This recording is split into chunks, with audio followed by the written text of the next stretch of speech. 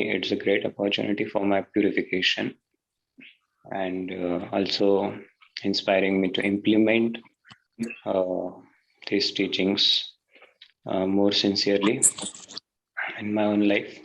And I hope it will be give some pleasure to all of you. So, continuing from last discussion, uh, I was talking about humility. So I thought this time I will talk about the main obstacle in humility, that is offense. So Gaurgopal Prabhu used to say that offense means we go off the fence. And uh,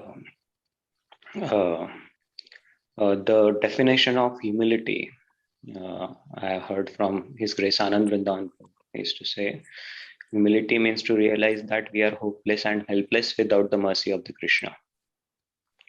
So in one of the talks, that is how it is. And in one of the talks of Radhanath Swami Maharaj, I heard, because sometimes because of the conditional nature, we get discouraged, we get depressed, frustrated, despondent that what is the hope? But His Holiness Radhanath Swami Maharaj was saying that this is we have unlimited hopes in Krishna consciousness, and I thought it is a great hope. And so within the offenses, there are all the 11 offenses. So I thought I will begin with the first uh, offense, that is first means the root of all offenses, that is inattentive chanting. I was reading one of the book of His Holiness Mahanidhi Swami, Illuminations on Namaprad. So from that book, I am going to speak few things. So here he is telling what is actually inattention.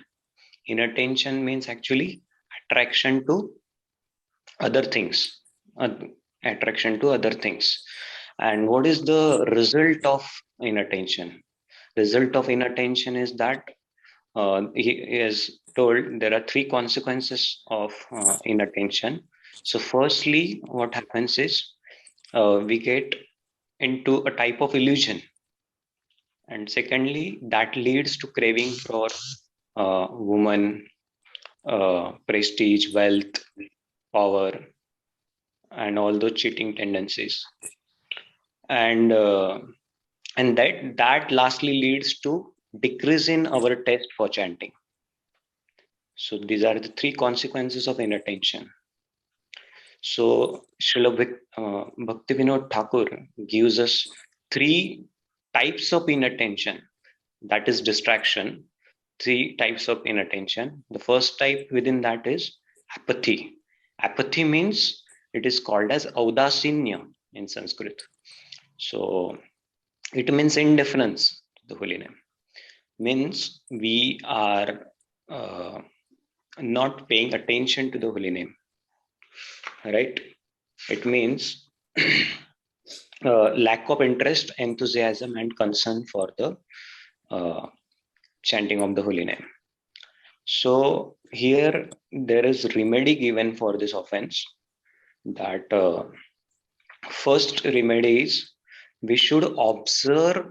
We should observe and learn from advanced devotees who are trying to who sincerely and concentrate on the holy name and enthusiastically chant the holy names. And by observing them, we should learn from them.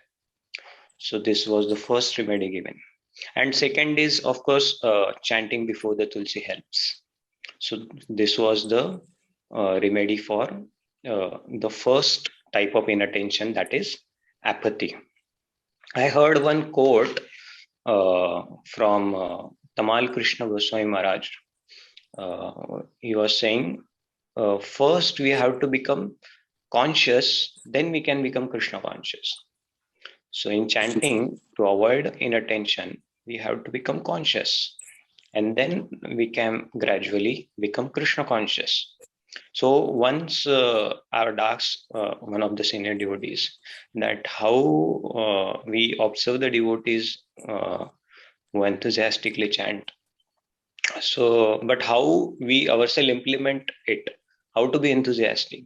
So he gave a very simple answer. He said, by being enthusiastic, by acting enthusiastically, and it is like fake it till you make it, and then it will gradually manifest.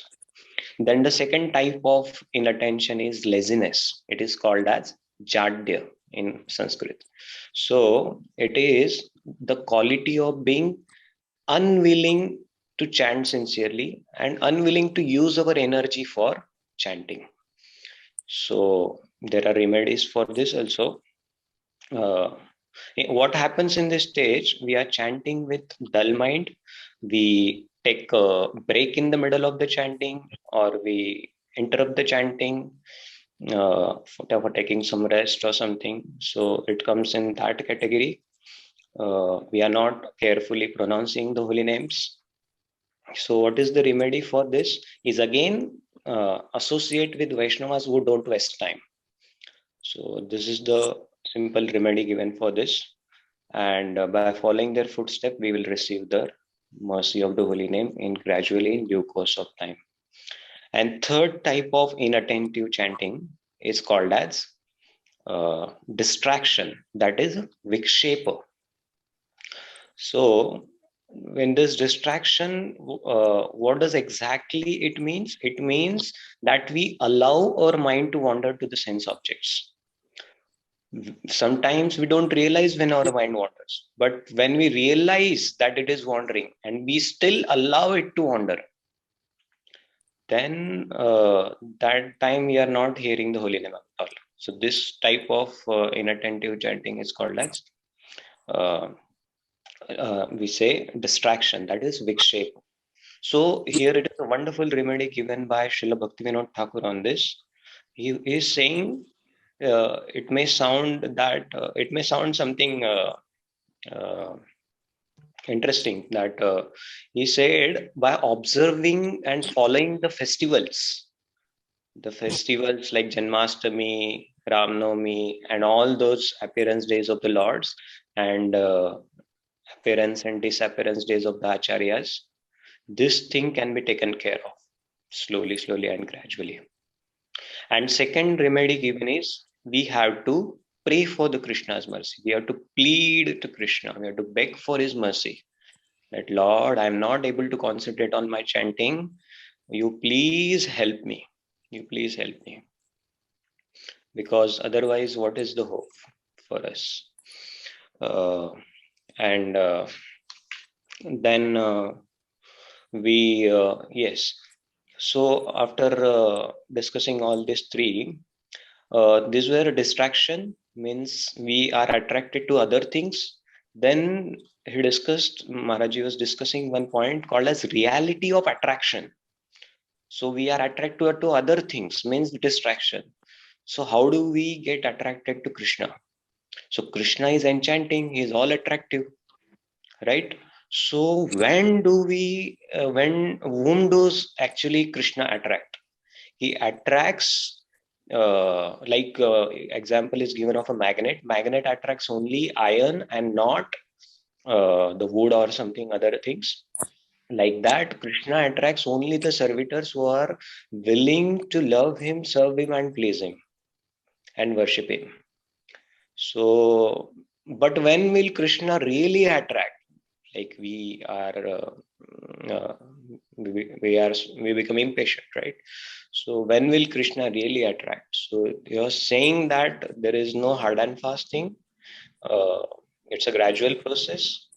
So he was saying that continuously hearing from the sadhu and guru, uh, this thing will help.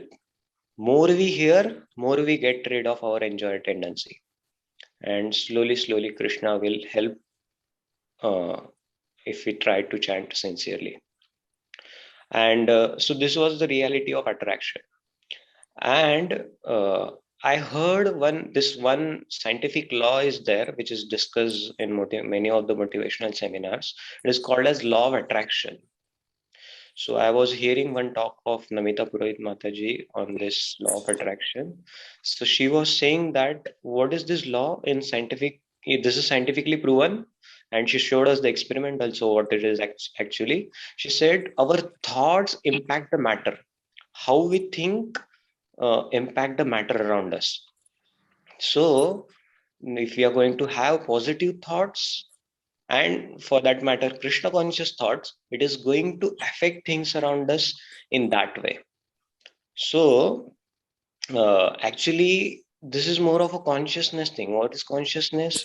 Our mind, intelligence, ego combined together makes our consciousness, and right now it is a contaminated consciousness.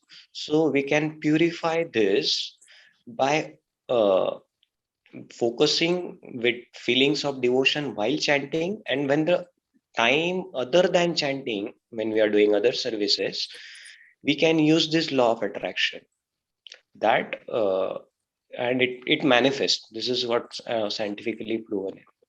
And uh, last thing I was saying was this attentive chanting. This is an inspiration that only attentive chanting will create inspiration.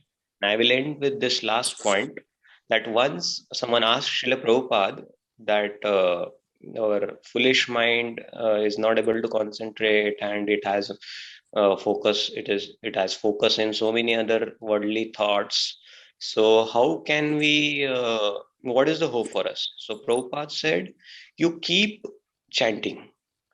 Means your mind might be thinking about other things, but you still keep chanting.